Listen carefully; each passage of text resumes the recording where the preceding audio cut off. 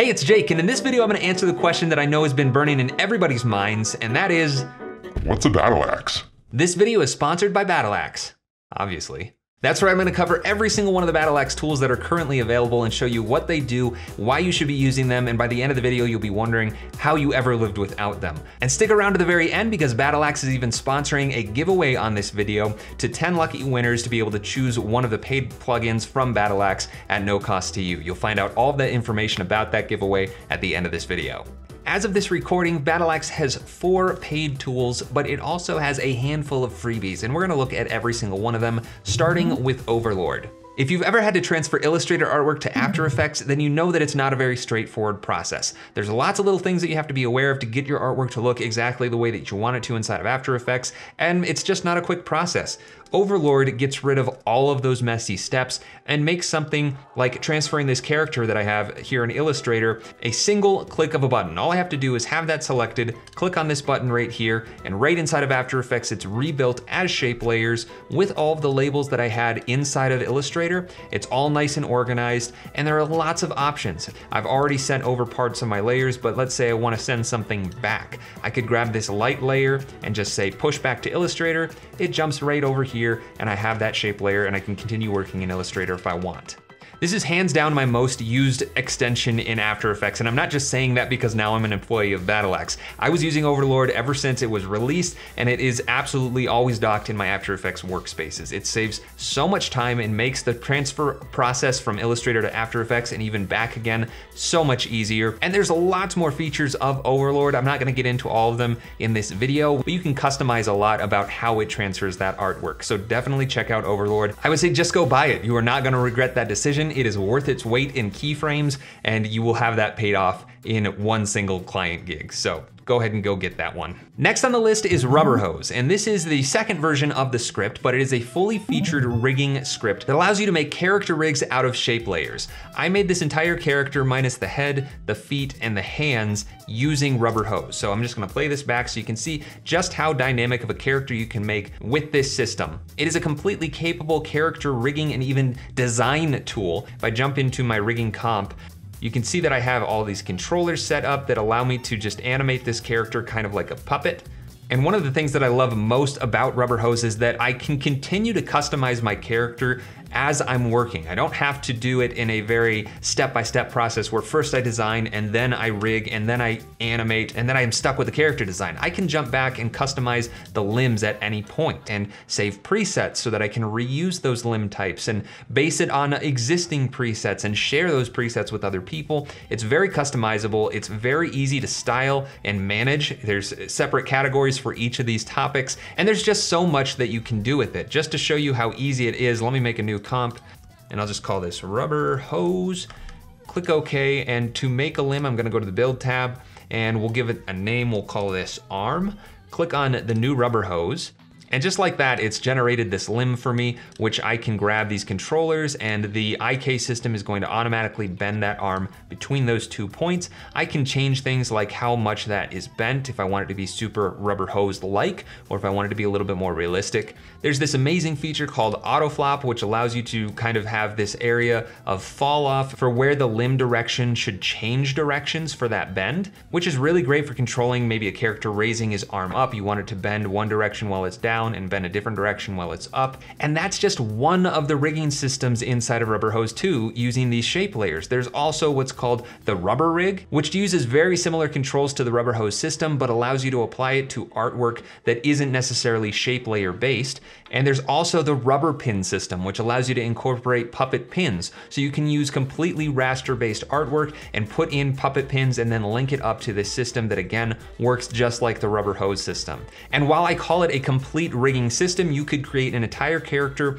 using just RubberHose. It also works really well with other tools like AEUX. If you're familiar with those systems, you can incorporate RubberHose with those other character tools and it will work together seamlessly. Next up on the list is Timelord. Timelord is actually a really massive extension, but what it allows you to do is work in Adobe Animate After Effects and Photoshop seamlessly, going back and forth between any program, and it's designed for creating frame-by-frame animation, drawing by hand. This is not something that I am particularly good at. I do not have a lot of experience with frame-by-frame animation, and I certainly do not consider myself to be a good by-hand artist. I don't really know how to draw, so don't judge me on that. But this is a time lapse that you're watching of me just animating a ball bounce inside of Adobe Animate, which is what used to be Flash. And Timelord gives you all of these useful tools right in a nice compact little panel that allow you to animate frame by frame so much more quickly and easily. Before recording this animation, I hadn't opened this program in so long I hardly remembered how the actual features even worked, but I was able to use Timelord right off the bat just by watching the instructional video because it's so simple, being able to add and remove frames, change their duration, and get it from Animate back into After Effects. Just like Overlord, all you have to do is click a single button to transfer everything you have selected in Animate into After Effects. And you can either be satisfied with what you did in Animate and just work in After Effects right there, or if you want to take it into Photoshop so that you can do some more textured work with actual raster pixel-based brushes that Photoshop has to offer, then you can transfer it from After Effects into Photoshop, and then many of those same controls that we had in Animate are right there in Photoshop and allow you to work in a frame-by-frame workflow before rendering it out of Photoshop and automatically transferring it back into After Effects and getting right back to work. So that's what I did with this ball bounce. I animated it just roughly in Animate, and then I transferred it to After Effects, got it sent over to Photoshop from there, retraced everything with a textured brush inside of Photoshop, rendered that out and sent it back to After Effects with a single button click. And then I added a little bit of color and this gradient fill inside of After Effects to get something that, well, it's moving.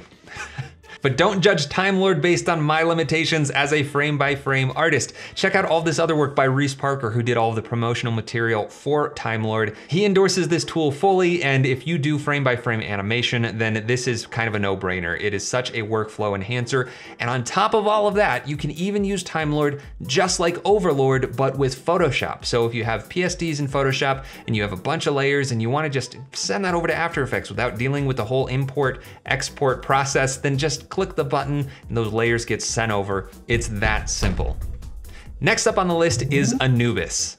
Anubis is extremely simple. It's just one single button, and what it does is creates an MP4 of whatever comp you have open. No need to send it to the render queue or use Media Encoder to actually get it to be an MP4. It's really simple. So I have this animation here of this abstract fractal background and some text that says, wow, this ain't gonna GIF, because it's not. There's just way too much going on for this to turn out as a nice little GIF. And the reality is most times I'm gonna be sending out MP4s to clients and to friends.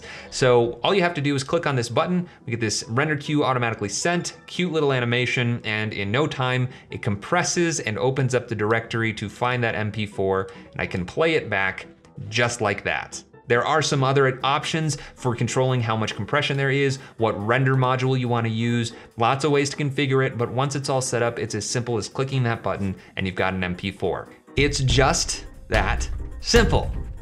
Next up is Buttcapper. And from here on out, these are all freebies from BattleAxe. They're just given away from the goodness of Adam Pluff's heart, so definitely don't give me any excuses. Just go download these and start using them. The first, Buttcapper, what it does is allows you to change stroke caps and joins without having to go digging through the shape layer options. My logo right here is not styled properly. It should have round ends and round joins. It doesn't have either, so I'm just gonna open up the panel with that artwork selected and click on the round cap button.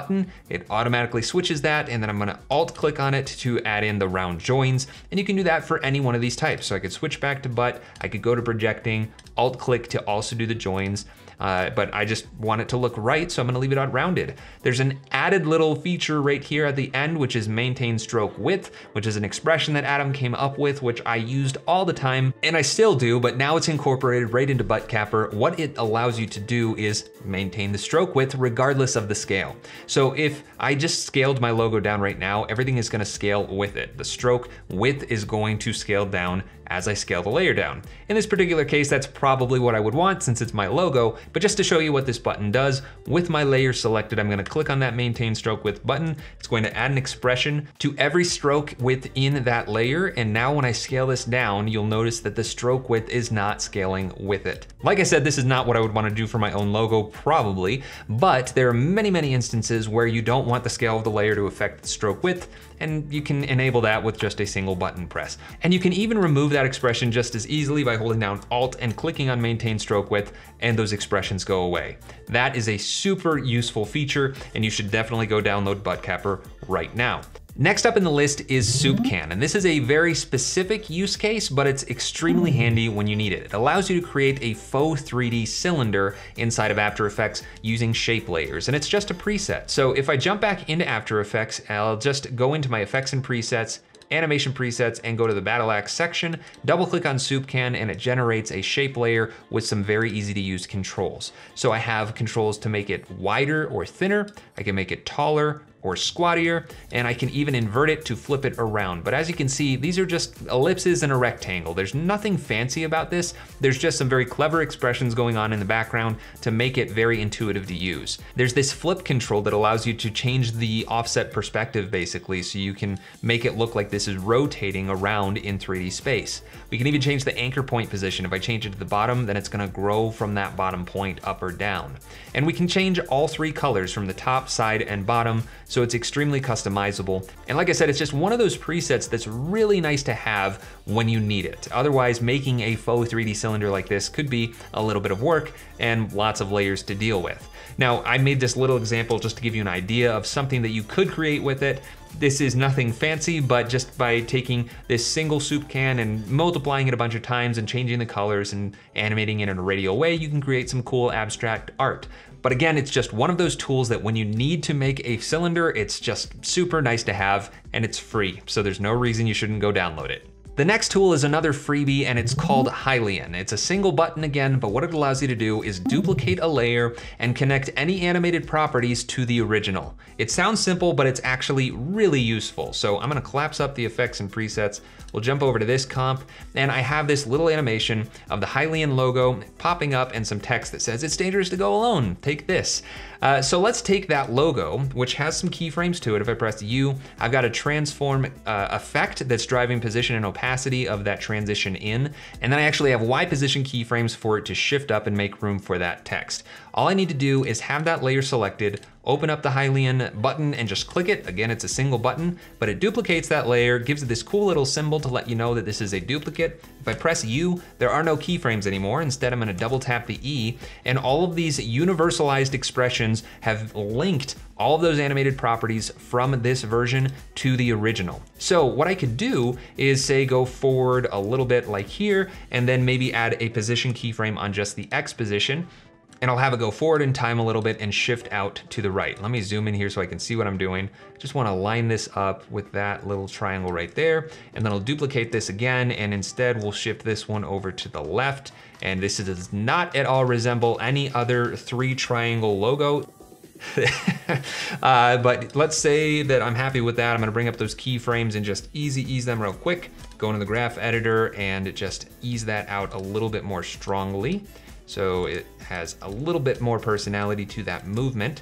And then I'm just going to trim those layers to probably right about, let's say 3 frames before. Add opacity keyframes and just dial that back down to 0. It fades in, splits out, and then I just wanna change the order. I want the one on the left to be in the back, the one on the right to be in front, and that one in the middle to stay right where it is. So now this logo pops up, splits out into 3, and then moves up. But everything is still being driven by those original keyframes. So I could go to that original layer and I could say, make it take a little bit longer to move upwards, or maybe start moving a little bit sooner. I'll just drag this keyframe back, and now all 3 of those instances are moving together. I didn't have to update any other sets of keyframes, and it's not even parented to that layer. It's just being driven by those expressions, linking those properties together. This is another one of those tools that's just amazing when you need it. When you want to duplicate something but not have to have extra keyframes, it's a single button press and it's done. You don't have to use copy with property links or use any kind of property pick whips to link individual properties. It's just that Simple. Next up in the list is Beatgrid, and this is another free tool that is really great for helping you synchronize your animations to music. Or maybe you don't have music yet. This is gonna help you keep that time before it's even there. So I have a stock music track here. Let me just play it for a second. Okay, just your basic stock track. There's nothing fancy about this, but because I got it from a stock music library, a lot of times they'll list the beats per minute of the song so that you can know that when you go to work with it. So I know for a fact that this is 110 beats per minute. So all I have to do is come to Beatgrid and type in 110, click on the little music button, and it's gonna generate a bunch of markers on this shape layer that mark off each bar of the music track or the beats per minute. And if I press U, it'll bring up the keyframes that don't actually do anything. They're just for visual guides. But the top set of keyframes are the actual measures of each bar. And then these are quarter notes per measure underneath it. So it's 4/4 time, but it's set up to work with 110 beats per minute, regardless of what frame rate you're working at. So I know that my track starts right here after that little drum fill at the beginning. So I'm gonna move this layer to start right there. And now if I play this back, you can hear the beat of the song aligned with these keyframes.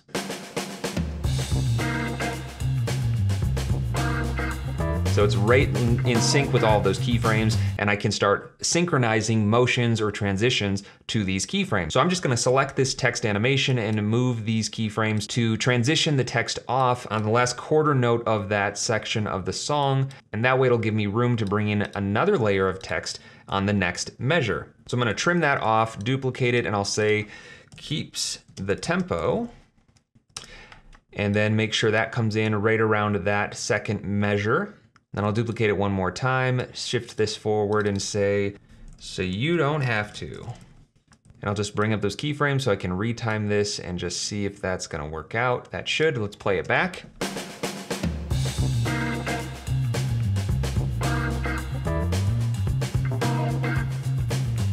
And just like that, I've been able to synchronize this text up to the music and the beat. Like I said, this is really useful if maybe you haven't gotten the stock music track yet, but you know what beats per minute you want to be working at, then you can start synchronizing transitions or certain beats of your piece to the beat before you even have that track.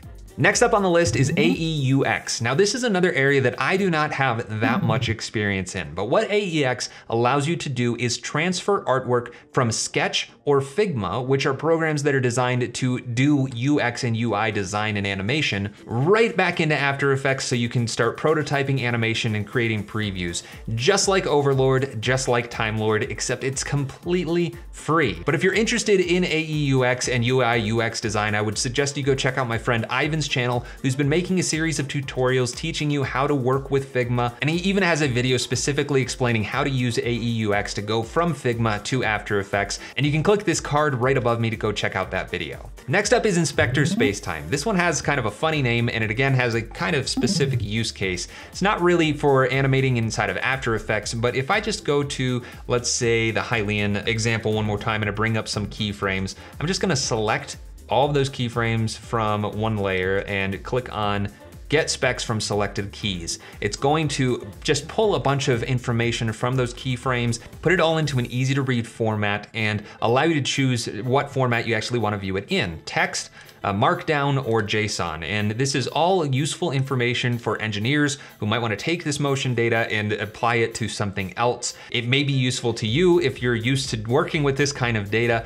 but it's just a really easy way to be able to grab any information from any set of keyframes. So I'll just click on the button one more time, and now I have a separate set of keyframes and their information. Again, I can just jump between any one of these different formats. And once I have that data in view, I can click on New Counter and it will generate a text layer that gives me the duration of that set of keyframes and lines it up with right where those keyframes actually were in my sequence. Again, this is more of a utility and not necessarily something that you would need for animating in After Effects, but if that's a feature you would enjoy, then have at it. Go ahead and use that in your own projects. And with that, we've covered all of the tools that AEUX currently has to offer, but there's one more little sweet bonus, which is that Adam has created Kbar Icons for basically all of his tools. So if you're a Kbar user like me, then you can just load up any of these extensions or scripts right in one single Kbar panel. And some of them, like Buttcapper, even allow you to just use those specific commands right in Kbar. Other buttons actually just open up the extension, but either way, it's really nice to be able to customize exactly what you want if you don't want to keep all of these panels docked in your workspace all the time.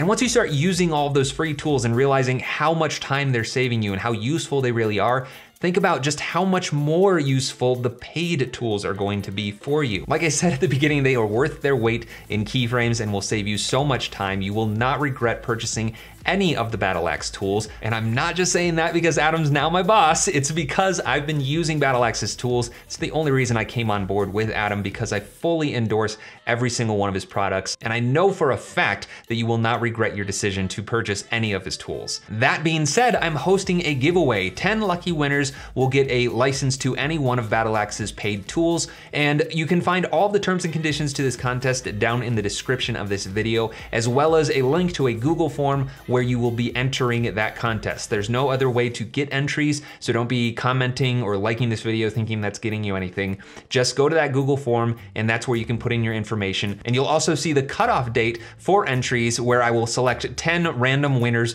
to choose any one of those products, and you'll be contacted via email. And just as a full disclaimer, Battle Axe is the one sponsoring this giveaway. I am not purchasing these licenses and then giving them to the winners. It is going straight from Battle Axe to the lucky winners. Now, while this video might have been a little long, we only scratched the surface of every single one of these tools. So if you're interested in learning more about any one of these, then definitely let me know in the comments, and I'll be happy to start making some more specific videos. If you wanna know how I made any of the examples that I made in this video, I'll be happy to do breakdowns of those as well. So leave a comment, like this video, don't forget to subscribe, and thank you for watching. Thank you so much to all of my supporters on Patreon. I cannot express to you how grateful I am for supporting these videos and helping me make more, and I will see you in the next one.